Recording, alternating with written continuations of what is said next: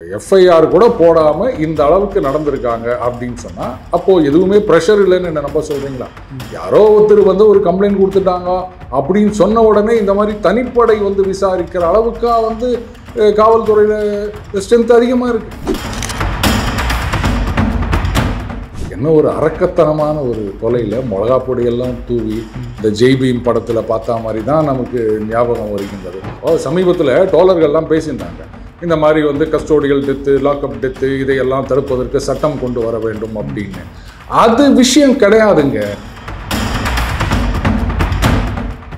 ஒரு சாரி கேட்டார், இதுக்கு முன்னாடி இருந்தவங்களாம் கேட்டாங்களா அப்படின்னா அதற்கான சந்தர்ப்பமே வந்திருக்க கூட. சாரின்னா என்ன அர்த்தம்? வருந்துகிறேன், வருத்தம் தெரிவிக்கிறேன், அவ்வளோதான். மன்னிப்பு வேற, அப்பாலஜி. அது வேற, இது வேற. எந்த ஒரு ஆட்சியாக இருந்தாலும் காவல்துறையினர் மீது நடவடிக்கை அப்படின்னா அவங்க தயங்குகின்றார்கள். ஏன்னா இந்த மாதிரி சம்பவங்கள் நடக்காம இருக்கணும். 24 அப்படின்னு கோர்ட்ல கேட்டிருக்காங்க இல்லையா? அப்போ இது வரைக்கும் என்ன பண்ணணும்? இதுக்கெல்லாம் நம்ம சாரி சொன்னோமா? நடவடிக்கை எடுத்துட்டோம் அப்படின்றது ஒரு பதில் கிடையாது. இனிமே இது மாதிரி நடக்கவே நடக்காது, நடந்தால் நான் ஆட்சியை விட்டு விலகுகிறேன் அப்படின்னு எந்த ஆட்சியாளராவது சொல்ல முடியுமா?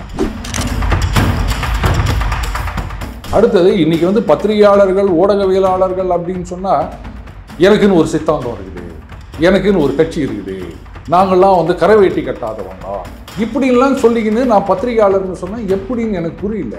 நீங்கள் சிபிஐ கிட்ட கொடுங்கோ, இல்லை சிபிசிஐடி இது பண்ணுங்கோ, அது விஷயம் கிடையாதுங்க. இனிமே இது நடக்காமல் இருப்பதற்கு என்ன பண்ண போகிறோம்? சினிமாவில் பஞ்ச டயலாக் பேசினவங்கள மட்டும் வந்து எப்படி இது மாதிரி பண்ணிருக்கிறோம்? 2 இட்லி 3 இட்லி இருந்ததுன்னா ஒரு இட்லி அடுத்தவங்க கூட அப்படின்னு சொல்லிவிட்டு நம்ம ஊட்ட மட்டும் வெளிலேருந்து யாருமே பார்க்கக்கூடாதுன்ட்டு 20 அடிக்கு சவுத்தை கட்டி வைக்கணும்.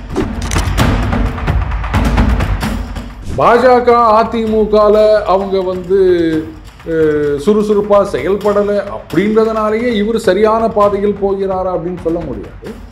நல்ல காலம் பனையூருக்கு வாங்க பார்க்குறேன் அப்படின்னு சொல்லாமல் இதுக்காவது நேரம் போனாரே அப்படின்னு இது ஒரு மாற்றம், முன்னேற்றம்.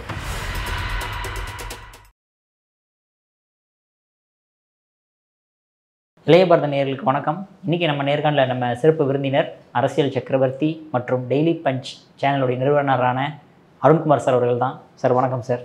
வணக்கம் விக்ரம் சார். இப்போ இந்த அஜித்குமார் கொலை வழக்கில் வந்து 6 போலீஸ் அதிகாரிகளை பிடிச்சி ஜெயிலில் போட்டாச்சு சார். 5 பேர். ஸ்டாலின் அவர்கள் சொல்லும்போது 6 பேருக்கு மேல் நடவடிக்கை எடுத்திருக்கோம். 6 பேர் சஸ்பெண்ட் பண்ணாங்க, பட் 5 பேர் கைதுன்ற மாதிரி நான் பார்த்தேன். சரி, 6ஓ 5ஓ ஏதோ நடவடிக்கை எடுத்திருக்காங்க.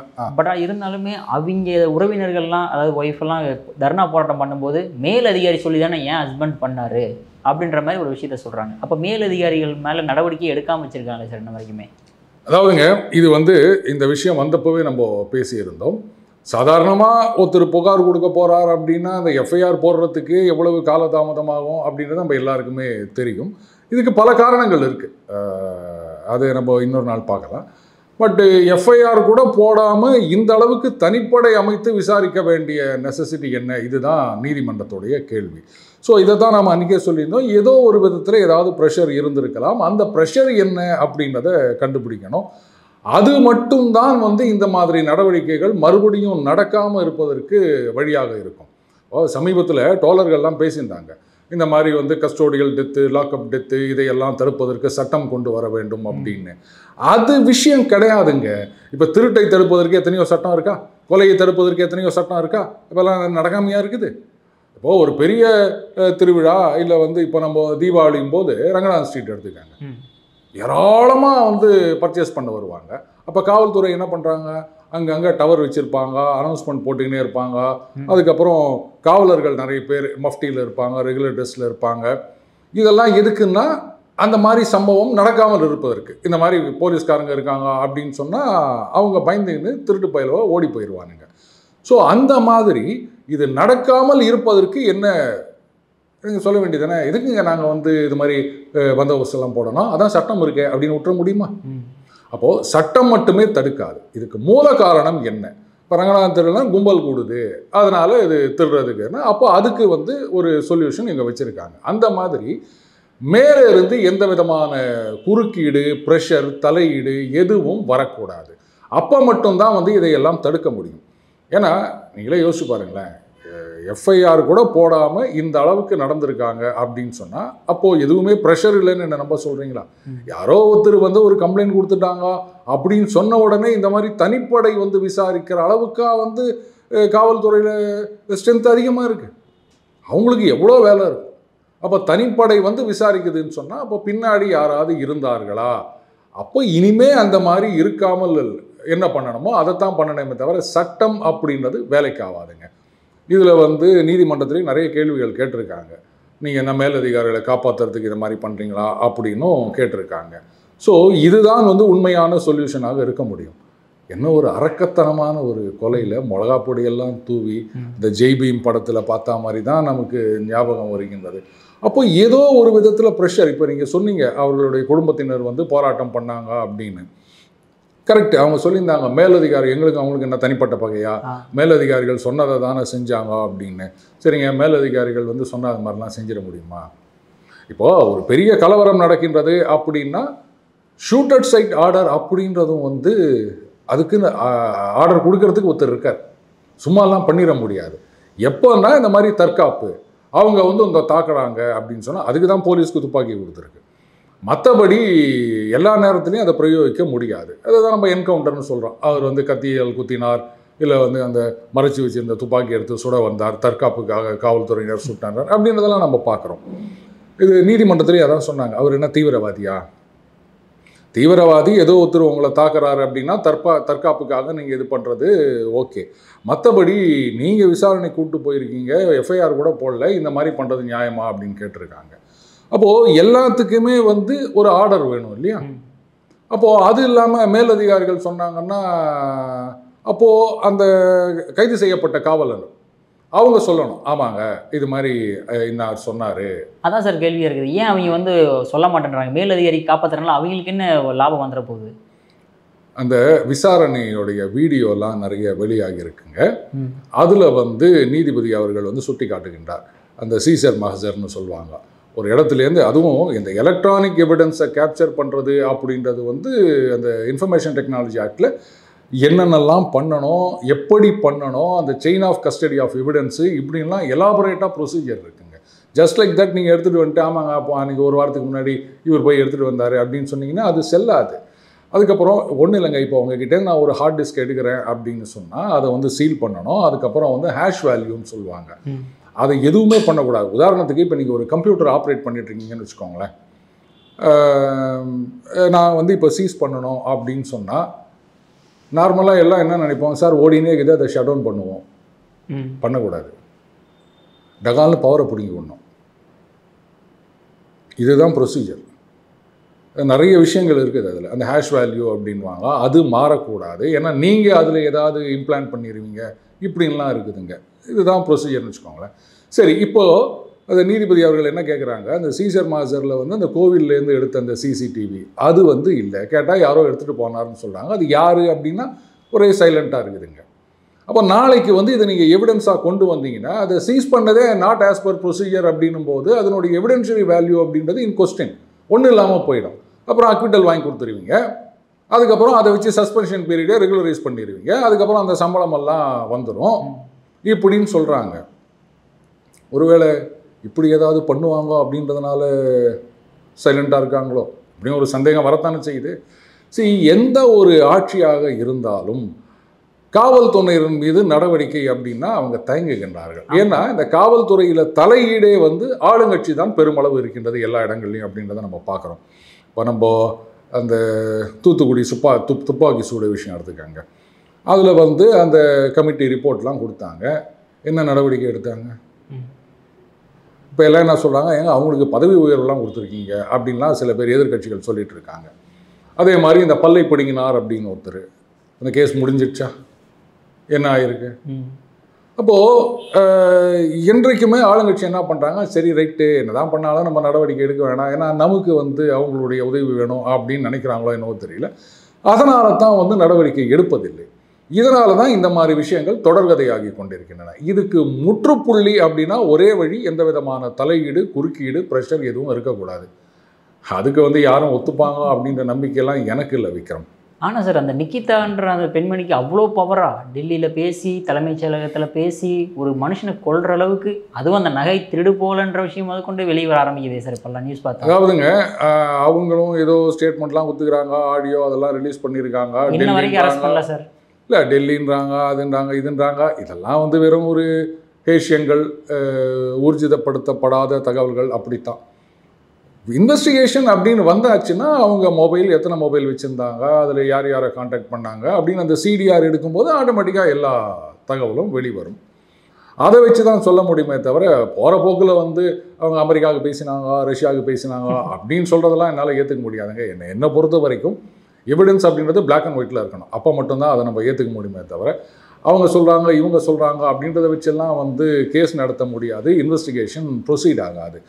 ஆனால் இந்த மாதிரி ஒரு புகார் கொடுத்த உடனே எஃப்ஐஆர் கூட போடாமல் தனிப்படை வருகின்றது அப்படின்னா அப்போ ஏதோ பின்புலம் இருக்கின்றது, ஒரு அழுத்தம் இருக்கின்றது அப்படின்ற சந்தேகம் மக்கள் மத்தியில் இருக்குது. அதை வந்து வெளிக்கொணர வேண்டும். ப்ரெஷர் இருந்ததா இல்லையா, இல்லை வந்து அவங்களா வந்து தனிப்படை இது பண்ணாங்களா அப்படின்ற விஷயங்கள் விசாரணையில் தான் வெளில தெரியணும். அப்போ மட்டும்தான் மக்கள் மனசில் ஒரு நம்பிக்கை வரும். இல்லைன்னா கஷ்டம்தான். ஓகே சார், இந்த மாதிரி சுச்சுவேஷனில் அதாவது ஊடகங்களை பற்றி என்ன நினைக்கிறீங்க நீங்கள்? அதாவது நிக்கிதா வந்து யாருன்னு தெரியாத பட்சத்தில் இருக்கும்போது அண்ணாமலையோட ஃபோட்டோ எடுத்துட்டாங்க, அண்ணாமலை சம்மந்தமாக வந்து வீடியோ போட்டிருக்காங்க, ட்விட்டரில் பார்த்தீங்கன்னா பிஜேபி தரப்பாக போட்டிருக்காங்க. ஒரு நியூஸ் வெரிஃபிகேஷன் கூட இல்லாமல் ஃபேஸை ஓரளவுக்கு தான் ஒரு மாதிரி இருக்காங்களோ, ஒரே மாதிரி இருக்காங்களோ வரையோ உடனே எடுத்து போட்டு எல்லாம் மெயின் ஸ்ட்ரீம் சார். அது சொல்லணும்னா அந்த சேனலில் இப்படி பேசுகிற அளவுக்கு என்ன சார் அவ்வளோ அர்ஜென்சி அவங்களுக்கு? இதுதான் நான் சொல்கிறது, அந்த கிரெடிபிலிட்டி அப்படின்றத பற்றி இன்றைக்கி யாருமே கவலைப்படுறது இல்லைங்க.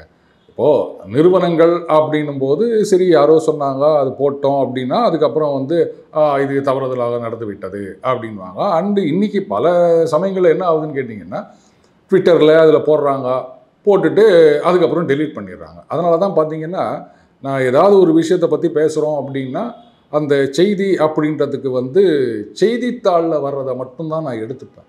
ட்விட்டரில் வர்றது அப்படின்றத வந்து எடுத்துக்க முடியாது. ஏன்னா இன்றைக்கி இருக்கும், நம்ம ரெக்கார்ட் பண்ணிவிட்டு அந்த ட்விட்டரில் இருக்கிறதையும் எடுத்து போட்டிருப்போம். நாளைக்கு போய் பார்த்தீங்கன்னா அதையே டெலீட் பண்ணிட்டு இருக்கிறதுக்கு வாய்ப்பு இருக்குது இல்லையா? அப்போ எங்கே போய் நிற்க முடியும்? அதுக்காக தான் நம்ம வந்து அந்த ட்விட்டர் ஐடி அதெல்லாம் எடுத்து வச்சுக்கிறோம். பட்டு கூடவே இது பற்றி செய்தித்தாள்களில் வந்திருந்தது. ஏன்னா செய்தித்தாளில் பிளாக் அண்ட் ஒயிட் இருக்குங்க, ட்விட்டர்னால் கலரில் இருக்கும். ஸோ அதுக்காக நம்ம அந்த ட்விட்டரை போடுறோமே தவிர செய்தித்தாளில் அந்த செய்தி இருந்தால் மட்டும்தான் அதை நம்ம கணக்கில் எடுத்துக்கிறது, இல்லாட்டா அதை விட்டுடுறது. பட்டு நம்ம ஒரு சாதாரண ஆளுங்க. நான் வந்து என்னை பொறுத்த வரைக்கும் க்ரெடிபிலிட்டி தான் முக்கியம். ஆனால் இன்றைக்கி யாருமே வந்து அந்த க்ரெடிபிலிட்டியை பற்றி கவலைப்படுற மாதிரி தெரியல. ஒரு செய்தி அப்படின்னு வந்தால் அது சரி, ஒரு செய்தியை பார்க்குறவங்களே வந்து அது உண்மையாக பொய்யா அப்படின்றத பற்றி யாரும் யோசிக்கிறது கிடையாது. நமக்கு வந்து இவர் பேசுகிறது சாட்டிஸ்ஃபேக்டரியாக இருக்கா, ரைட்டு நான் கை தட்டுறேன். இவர் வந்து நம்ம கொள்கைக்கு இல்லை நமது ஆதரவுக்கு எதிராக பேசுகிறாரா, அப்போ அவன் என்ன சொன்னாலும் நான் ஏற்றுக்க மாட்டேன் அப்படின்னு தான் செய்தியை பார்க்குறவங்களும் இருக்கும்போது அந்த செய்தியை போடுறவங்க ஷேர் பண்ணுறவங்க அவங்க வந்து இதை பற்றிலாம் கவலைப்படலை அப்படின்னா சரி விடுங்க, நான் இன்னும் அவுடேட்டடாகவே இருக்கேன் அப்படின்னு தான் நினைக்கிறேன். பட்டு எந்த அளவுக்கு வந்து ஒரு வெறுப்பு, ஒரு எதிர்ப்பு உணர்வு இருந்ததுன்னா இந்த மாதிரி பொய் செய்திகளெல்லாம் ஷேர் பண்ணுவாங்க. நாளைக்கு வந்து இது வெளில வந்துச்சுன்னா அசிங்கமாச்சே அப்படின்னு யாரும் யோசிக்கிறது கிடையாது. அடுத்தது இன்றைக்கி வந்து பத்திரிகையாளர்கள், ஊடகவியலாளர்கள் அப்படின்னு சொன்னால் எனக்குன்னு ஒரு சித்தாந்தம் இருக்குது, எனக்குன்னு ஒரு கட்சி இருக்குது, நாங்கள்லாம் வந்து கரை வேட்டி கட்டாதவங்க இப்படின்லாம் சொல்லிக்கின்னு நான் பத்திரிகையாளர்னு சொன்னால் எப்படின்னு எனக்கு புரியல. இப்போது ஒரு பத்திரிகையாளர் அப்படின்னா ஒரு பொதுமக்களுக்காக செய்திகளை கொண்டு செல்பவர், ஒரு ஜேர்னலிஸ்ட் அப்படின்னு நம்ம சொல்கிறோம். அதுக்காக பத்திரிகைகளை வேலை செய்கிற அத்தனை பேரையும் நம்ம ஜேர்னலிஸ்ட்னு சொல்ல முடியுமா? இந்த விளம்பர பிரிவில் ஒருத்தர் வேலை செய்வார். ஈவன் இப்போ அந்த ப்ரெஸ் கான்ஃபரன்ஸில் அங்கெல்லாம் போயிட்டு பேட்டி எடுக்கிறாங்க, கேள்வி கேட்குறாங்க இல்லையா, அவங்கள ஜேர்னலிஸ்ட்னு சொல்ல முடியுமானா அதுலேயே ஒரு கேள்வி இருக்குது. அப்போ நிருபர்கள்னு சொல்கிறாங்களே அவங்க யார் இல்லையா? ஸோ ஒரு அன்ரிட்டன் அக்ரிமெண்ட் என்ன அப்படின்னு கேட்டால் நியூஸை கொடுப்பவர்கள் நிருபர்கள், செய்தியாளர்கள், வியூஸை கொடுப்பவர்கள் பத்திரிகையாளர்கள். இதுதான், அதாவது தலையங்கம் எழுதுறது, செய்தி கட்டுரைகள் எழுதுறது, இதையெல்லாம் வந்து ஜேர்னலிஸ்ட் அப்படின்னும், மற்றவங்களெல்லாம் வந்து செய்தியாளர்கள் அப்படின்றது தான் வந்து, அதாவது இந்த சேட்டலைட் சேனல் இந்த மாதிரி ஊடகங்கள்லாம் வருவதற்கு முன்பு. இப்போ அந்த டிஸ்டிங்ஷனே மாறி போயிடுச்சு அப்படின்னு வச்சுக்கோங்களேன். அதனால் ஜேர்னலிஸ்ட் யார் அப்படின்ற கேள்விக்குள்ளே நம்ம போக வேண்டாம். பட் யாராக இருந்தாலும் இந்த உண்மை என்னன்னு கொஞ்சம் யோசிக்கணும். அது இல்லை அப்படின்னா over a period of time நம்ம சொல்கிறத யாரும் நம்ப மாட்டாங்க. ஐயய்யா இவர் இப்படி தான்ப்பா, இந்த மாதிரி ஏதாவது டுபாக்கூர் விடுவார், நம்ம சீரியஸாக ஏதாவது நம்ம சொன்னாலுமே நம்ப முடியாமல் போயிடும். அந்த ஒரு ரிஸ்க் இருக்குன்றதை பற்றி யாரும் நினச்சி பார்க்குறதா தெரியல. ரைட்டு, இன்றைக்கி ஏதோ போட்டோம், அது 4 பேர் அது பார்க்குறாங்க, 400 பேர் பார்க்குறாங்க, ரசிக்கிறாங்க, இப்படின்னு இருந்தோம்னு சொன்னால் லாங் ஸ்டாண்டிங்கில் அந்த கிரெடிபிலிட்டி போயிடும் விக்ரம். அந்த கிரெடிபிலிட்டி இல்லை அப்படின்னு சொன்னால் உங்களால் என்றைக்குமே உச்சத்துக்கு வர முடியாது. Okay sir. சார் இப்போ வந்து அந்த குடும்பத்துக்கு வந்து 5 லட்ச ரூபா வந்து கொடுக்கப்பட்டிருக்கு அரசு தரப்புல இருந்து. அது போக நிறைய கட்சியினர் வந்து கொடுத்துட்டு இருக்காங்க. ஸ்டாலின் அவர்கள் சாரின்னு ஒரு வார்த்தை கேட்குறாரு. இதை வந்து விமர்சிக்கப்படுது. அதுக்கு மேலே அவரால் என்ன செய்ய முடியும்னு நினைக்கிறீங்க? இல்லை, இது எனக்கு புரியல. இப்போது இந்த சாரி அப்படின்ற வார்த்தை நம்ம லைஃப்பில் நிறைய தடவை கேட்டிருப்போம். எப்படின்னா பஸ்ஸில் ட்ரெயினில் போய் நிற்கிறீங்க, யாரோ ஒருத்தர் காலை மிதிச்சிட்டாருன்னு வச்சுக்கோங்களேன். சரி சார். அதானே, அப்போது நம்ம சாரி தானே சொல்கிறோம். அந்த சாரி அப்படின்றதுக்கும் மன்னிப்புன்றதுக்கும் நிறைய வித்தியாசம் இருக்குது. சாரின்னா என்ன அர்த்தம்? வருந்துகிறேன், வருத்தம் தெரிவிக்கிறேன், அவ்வளோதான். மன்னிப்பு வேறு, அப்பாலஜி. அது வேறு, இது வேறு. இன்றைக்கி கூட பார்த்தீங்கன்னா நிறைய பேர் வந்து இது மாதிரி இவர் என்னையாவது ஒரு பேசி விட்டால் அவர் வந்து மன்னிப்பு கேட்க வேண்டும் அப்படின்னா சாரி சொல்லிட்டு போயிடுவாங்க. இவங்களை வந்து சாரின்னா, அதாவது இப்போ இந்த அசால்ட்டா அப்படின்றோம் இல்லையா, அசால்ட் அப்படின்னா தாக்குதல்னு அர்த்தம். ஆனால் நம்ம அசால்ட் அப்படின்றத வேற அர்த்தத்தில் யூஸ் பண்ணோம் இல்லையா, அவ்வளோதான். அந்த மாதிரி தான். அதே மாதிரி ஆப்ளிகேஷன் அப்படின்றதையும் தப்பாக இது பண்ணிட்டு இருக்கோம். ஆப்ளிகேஷன்னா வந்து நினச்சா ஒரு ஸ்மால் ஆப்ளிகேஷன், ஒரு 4 அணா இருக்குமா பொடி வாங்கணும் அப்படின்னு காசை தான் கடவுளாளர் கேட்பாரு. ஆனால் ஆப்ளிகேஷன் அப்படின்னா மேண்டேட்ரி, நீங்கள் பண்ணியே ஆகணும் அப்படின்றது தான் ஆப்ளிகேஷனோட அர்த்தம். பட்டு இந்தியாவில் வந்து நம்ம அர்த்தத்தையே தலைகீழாக மாற்றிட்டோம். இஷ்டம் இருந்தால் செய்யுங்க, இல்லாட்டா வானா விட்டுருங்க, இப்படின்னு நம்ம ஆப்ளிகேஷனை கொண்டு வந்துட்டோம். அந்த மாதிரி தான் சாரி அப்படின்னா மன்னிப்பு கேட்குறதா நம்மளாக ஒரு அர்த்தத்தை தப்பாக கற்பிதம் செய்து கொண்டு வந்துட்டோம். இது வந்து ஒரு சாரி கேட்டார், இதுக்கு முன்னாடி இருந்தவங்களாம் கேட்டாங்களா அப்படின்னா அதற்கான சந்தர்ப்பமே வந்திருக்கக்கூடாது இல்லையா. இப்போது நீதிமன்றத்தில் சொல்கிறாங்க, இது மாதிரி வந்து 24 வழக்குகள் இருப்பதாக கூறப்படுகின்றது, இதை பற்றின விவரங்கள் என்ன அப்படின்னு கேட்டிருக்காங்க. இன்னும் சில பேர் பார்த்தீங்கன்னா ஊபியில் வந்து 550 அப்படின்லாம் அடிச்சு விட்றாங்க. பார்லிமெண்ட்டில் கொடுத்த டீட்டெயில்ஸ் இருக்குது, நான் அனுப்பிச்சி விட்றேன், அதை பாருங்கள். மொத்தமே ஒரு வருஷத்தில் இந்தியா ஃபுல்லாக அவ்வளோ கிடையாது. எங்கேருந்து இவங்க இதெல்லாம் அது மாதிரி அடிச்சு விட்றாங்கன்னு தெரியல. அகைன் இந்த மாதிரி தான் நாம் எது ஒன்றா சொல்லிட்டு போகலாம், யார் இதையெல்லாம் போய் தேடுறது. உங்கள் ஆதரவாளர்கள் இப்போ நான் வந்து பாருங்கள், இங்கே வந்து 748 ரவுண்டாக சொல்லக்கூடாது, இப்படி சொல்லலாம், 748 காவல்துறை மரணங்கள் இந்த மாநிலத்தில் நடந்திருக்கு அப்படின்னா என்னை பிடிச்சவங்கெல்லாம் அப்பா என்ன சோகா சொல்லிட்டார் பாரியா அப்படின்னு போகிறாங்க. என்னை பிடிக்காதவங்கெல்லாம் இவன் வந்து இப்படி தான் பேசுவான் அப்படின்னு சொல்லிட்டு போவாங்க. அந்த உண்மை என்ன அப்படின்னு தேடி கண்டுபிடிங்க. உண்மைக்கு என்னங்க இப்போ அது பாட்டுக்கு இருந்துட்டு போகுது, நீங்கள் சொல்கிறது எனக்கு பிடிக்குதா பிடிக்கலையா, இப்படி ஆகிப்போச்சு. அதனால் இந்த மாதிரி சம்பவங்கள் நடக்காமல் இருக்கணும். 24 அப்படின்னு கோர்ட்டில் கேட்டிருக்காங்க இல்லையா, அப்போது இது வரைக்கும் என்ன பண்ணோம்? இதுக்கெல்லாம் நம்ம சாரி சொன்னோமா? இல்லை. அப்போ அதெல்லாம் எப்படி போயிடுச்சு? இப்போ அரசாங்க தகவல் படி பார்த்தீங்கன்னா இவ்வளோ இல்லை, அந்த என்சிஆர்பி டேட்டாலாம் அவ்வளோ இல்லைங்க. அப்போ இது என்ன கணக்கு? அது இல்லாமல் இன்னொரு செய்தியும் சுற்றி நிற்குது. அந்த 11லேருந்து மொத்தமே 33 அப்படின்ற மாதிரி ஒரு செய்தியும் சுற்றிட்டு இருக்கு. நம்பகத்தன்மை ரெக்கார்டு அப்படின்னு பார்த்தீங்கன்னா என்சிஆர்பி டேட்டா. இதில் வேற ஒருத்தர் சொல்லியிருக்காரு, இது லாக்அப் டெத் இல்லை, கரெக்டு, லாக்அப்பில் நடக்கலை, வேற எங்கேயோ தானே நடந்தது. அப்போ அதனால் இதை கணக்கில் எடுத்துகிட்டு வரல அப்படின்னா இது லாக்அப் டெத்தே இல்லை, கஸ்டோடியல் டெத்தே இல்லை அப்படின்னு சொன்னால் டெக்னிக்கலி கரெக்டு.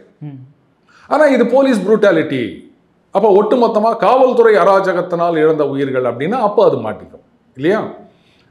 இது சரிங்க, சாரி சொன்னீங்க, ஆனால் இனிமே இந்த மாதிரி நடக்காமல் இருப்பதற்கு சிபிஐ கிட்ட கொடுத்துடுறதுன்றது இந்த கேஸுக்கு மட்டும்தான். இனிமே இது நடக்காமல் இருக்கணும்னா என்ன பண்ணணும்? அதானே முக்கியம். அதுக்கு என்ன பண்ண போறீங்க? இனிமே இது மாதிரி நடக்கவே நடக்காது, நடந்தால் நான் ஆட்சியை விட்டு விலகுகிறேன் அப்படின்னு எந்த ஆட்சியாளராவது சொல்ல முடியுமா? சொல்ல மாட்டாங்க.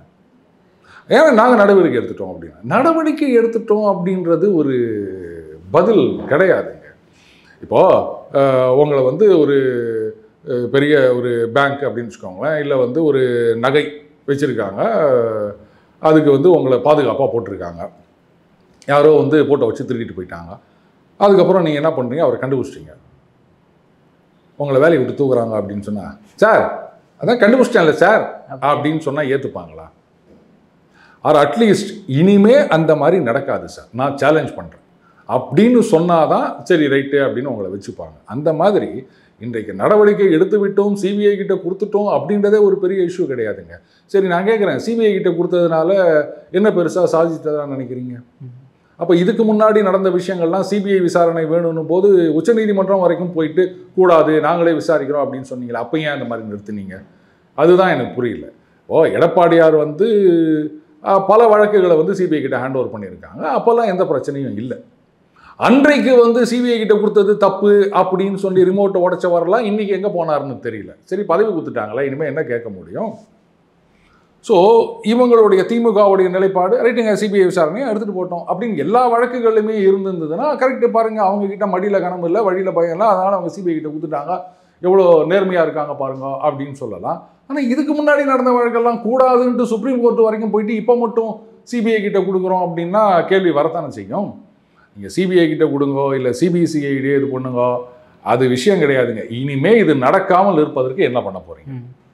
அது யாராவது செஞ்சாங்களா அப்படின்னா யாருமே செய்யறதா இல்லை, செய்யவும் மாட்டாங்க விக்ரம். இதுதான் வந்து அன்ஃபார்ச்சுனேட் ட்ரூத். Okay sir. ஆனால் இப்போ இந்த சினிமா பிரபலங்களும் சரி, ஓகே, இந்த போராளிகளும் சரி, எல்லாருமே இந்த அளவுக்கு சைலண்டாக இருக்கிறதுனால என்ன சார்? நீங்கள் அவங்க பின்னாடிலாம் போறீங்க. 2 நாள் 3 நாள் வந்து ஏன் இவர் கேட்கல அவர் கேட்கலாம், அட்லீஸ்ட் ஒரு ட்விட்டர்லையாவது போடுவாங்க. இப்போல்லாம் வந்து பேசக்கூட மாட்டாங்க. நான் என்ன கேட்குறேன்னா, சினிமா பிரபலம் போராளிகள் அப்படின்னா நீங்கள் அவங்க பின்னாடி போறீங்க. அவங்க என்ன பெரிய ஆளுங்களா? அவங்க எதுக்காக பண்ணுறாங்கன்னு உலகத்துக்கே தெரியும். எல்லாருக்கும் ஒரு அஜெண்டா இருக்குது. ஒரு சிலருக்கு படம் ஓடணும், ஒரு சிலருக்கு ஆளுங்கட்சி ஆதரவு வேணும், ஒரு சிலருக்கு வந்து எம்பி போஸ்ட் வேணும். இப்படி ஒவ்வொருத்தரும் ஒவ்வொரு காரணத்துக்காக சுயநலத்துக்காக அந்த மாதிரி பண்ணிட்டு இருக்காங்க. ஒரு சிலர் வந்து பேரோலில் கூட இருக்கலாம், காசு வாங்கிட்டு போராட்டம் பண்ணுறவங்க அப்படின்னு கூட இருக்கலாம். அப்படின்லாம் நிறைய குற்றச்சாட்டுகள் வருது இல்லையா? அதனால் அவங்க சொன்னாங்க இவங்க சொன்னாங்கன்னு நீங்கள் ஏன் போகிறீங்க? யாராவது ஒருத்தர் சினிமா பிரபலம் பேசினாதான் அது ஒரு இஷ்யூ. யாருமே பேசலை அப்படின்னா அது இஷ்யூவே கிடையாதா? இல்லை சார், நீங்களே சொன்னீங்க பார்த்தீங்களா, அதாவது இது ரிமோட் எடுத்து டிவிலாம் உடைச்சாருன்னு. அப்போ பார்க்கும்போது அதை நம்பி தான் நம்ம அவரை நம்பி போகிறோம். நம்ம ஓகே ரிமோட் போகிறோம். அதைத்தான் நான் கேட்டேன், எதுக்கு அவங்க பின்னாடிலாம் போகிறீங்கன்னு நான் கேட்டேன். ஒவ்வொருத்தருக்கும் ஒரு அஜெண்டா இருக்குது, சுயநலத்துக்காக பண்ணுறாங்க. அதை உங்களுக்கு புரிஞ்சிக்க தெரியல, அந்த அளவுக்கு ஒரு அரசியலில் உங்களுக்கு ஒரு விவரம் இல்லை அப்படின்னா அப்புறம் யாரை குறை சொல்ல முடியும்?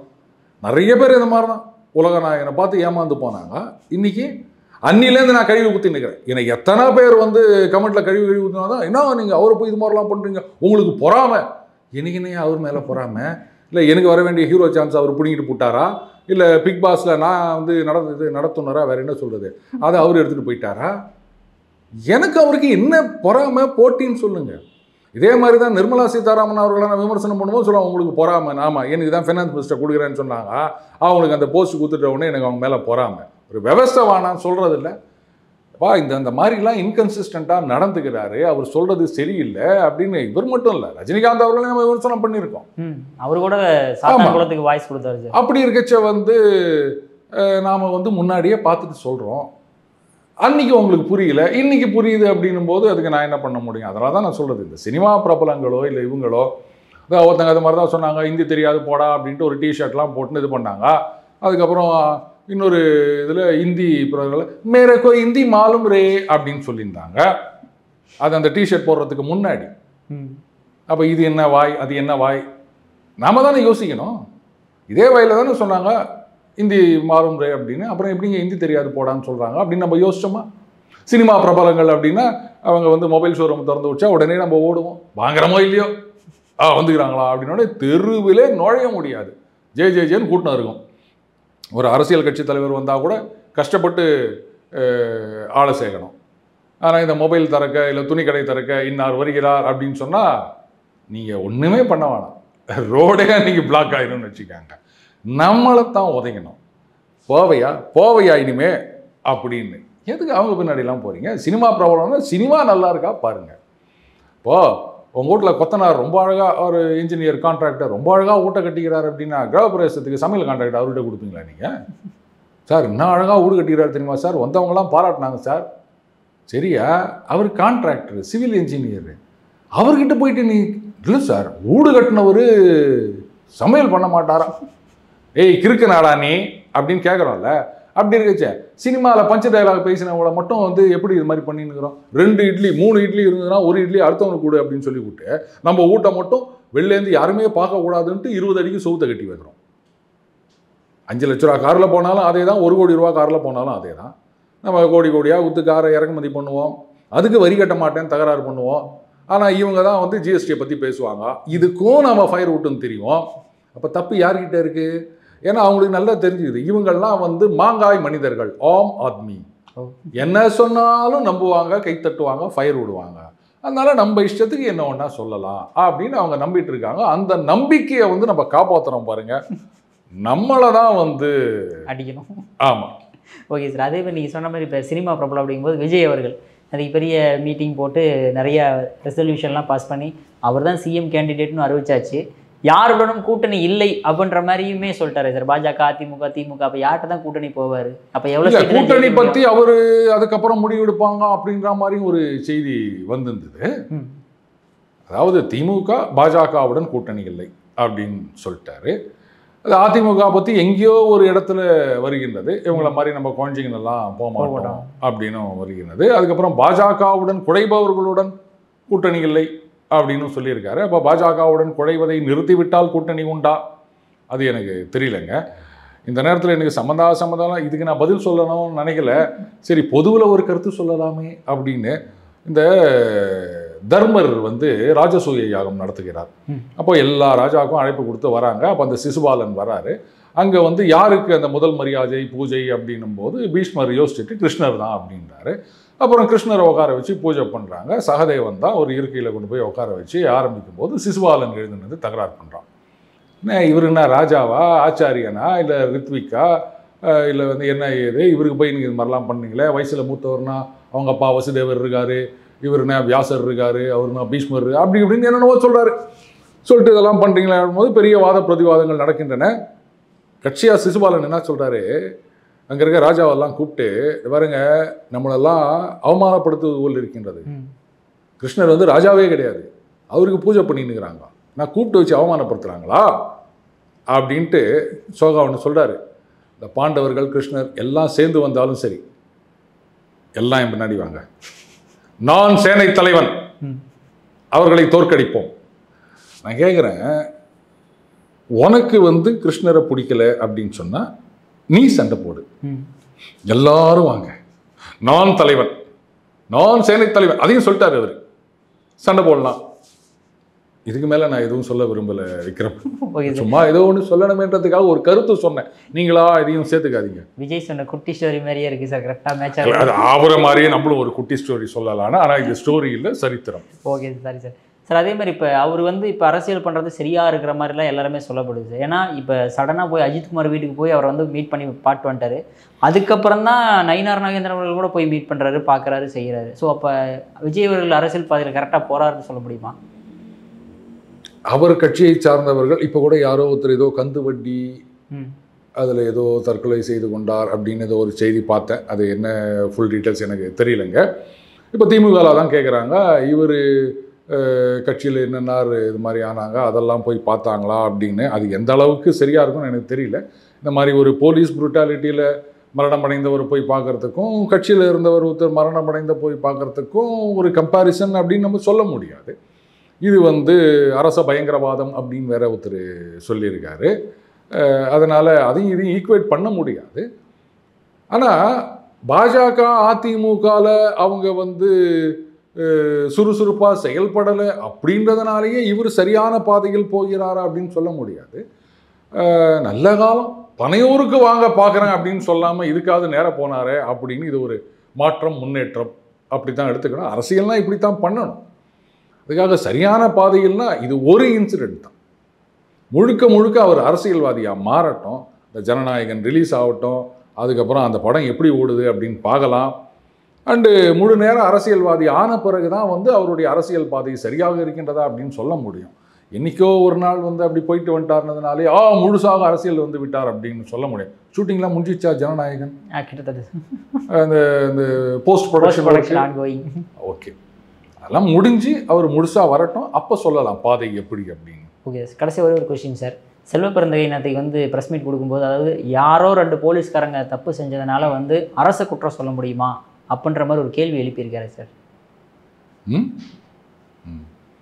அப்போ கட்சியில் இருக்க யாரோ ஒருத்தர் ஏதோ பண்ணிட்டாங்க அப்படின்னு சொன்னால் அந்த கட்சியை குற்றம் சொல்ல முடியுமா அப்படின்னு திருப்பி கேட்க முடியுமா அவர்கிட்ட? இப்போது இந்த போலீஸ்காரங்க இது மாதிரி பண்ணிட்டாங்க, அதனால் அரசை குற்றம் சொல்ல முடியாது. அப்போது இந்த பக்கத்துலேருந்து ஊபியில் இவ்வளோ நடந்தது, மாப்பியில் இவ்வளோ நடந்தது அப்படின்னு சொல்கிறாங்களே, அதுக்கு என்ன பண்ணுவீங்க?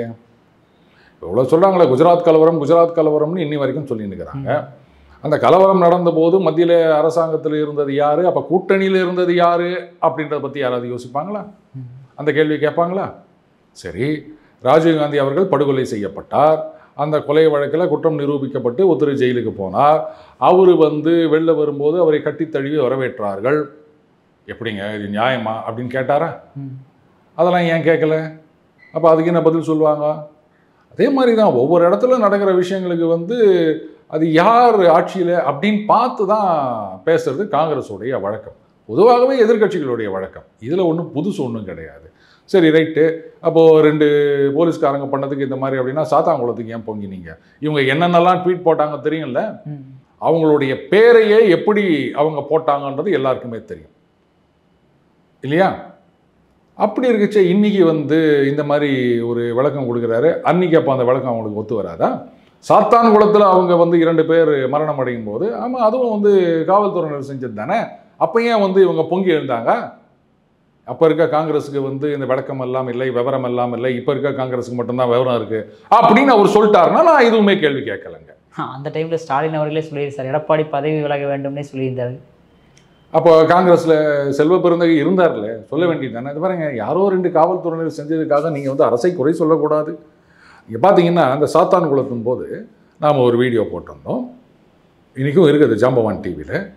அன்னைக்கு என்ன கருத்து என்ன ஸ்டாண்ட் எடுத்தோமோ அதையே தான் இன்றைக்கும் சொல்கிறோம். மூல காரணம் என்ன அப்படின்றத கண்டுபிடிக்க வேண்டும். காவல்துறையினருக்கு பல இடங்களிலிருந்தும் அழுத்தம் இருக்கின்றது, வேலையில் பயங்கரமான ப்ரெஷர் இருக்குது, ஸ்ட்ரென்த்தை இன்க்ரீஸ் பண்ணணும், அவங்களுக்கு வாரத்துக்கு ஒரு நாள் லீவு கொடுக்கணும், காவல்துறையில் குறுக்கீடு இருக்கக்கூடாது, யாரும் இதை சீக்கிரமாக முடி அப்படின்றதோ இல்லை அவரை விட்டுரு அப்படின்றதோ இல்லை. நம்ம அமைச்சர் ஒரு இதில் பேசியிருந்தார், ஞாபகம் இருக்கா?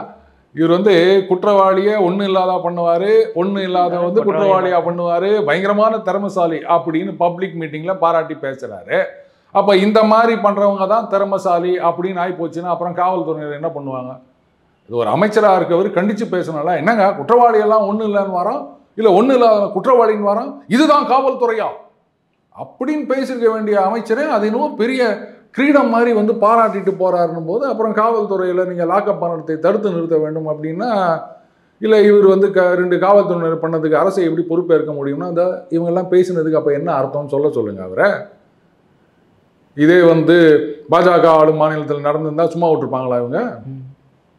அவ்வளோதான், வெறும் மலிவான அரசியல், வேற ஒன்றும் கிடையாது. ஓகே சார், அற்புதமான கருத்துக்களை பாதனோட பகிர்ந்ததற்கு மிக்க நன்றி சார். நன்றி விக்ரம்.